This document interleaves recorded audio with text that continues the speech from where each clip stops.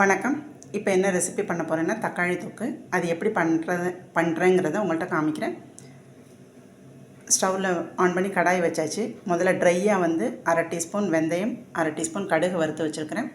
இப்போ ஒரு 10 கரண்டி நல்லெண்ணெய், 10 டீஸ்பூன் நல்லெண்ணெய் ஊற்றி வச்சுருக்கிறேன். புளி ஒரு சின்ன துண்டு எடுத்து வச்சுருக்கிறேன். தக்காளி அரை கிலோ. இப்போது வெந்தயத்தையும் கடுகையும் மிக்சியில் பொடிச்சிட்டு வந்துடுவோம். இப்போ ஒன்று ஒன்றா சேர்க்குறத காமிக்கிறேன். இப்போ இதில் 2 பச்சை மிளகாவும் கருவேப்பிலையும் முதல்ல சேர்த்துக்குவோம்.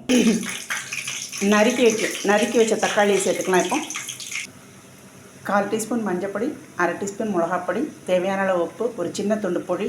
இப்போ இது நல்லா எல்லாம் சேர்த்து நல்லா பச்சை வாடை போய் கொதித்து வரட்டும். இப்போ இந்த வெந்தயத்தையும் கடுகையும் பொடிச்சிட்டு வந்துடலாம்.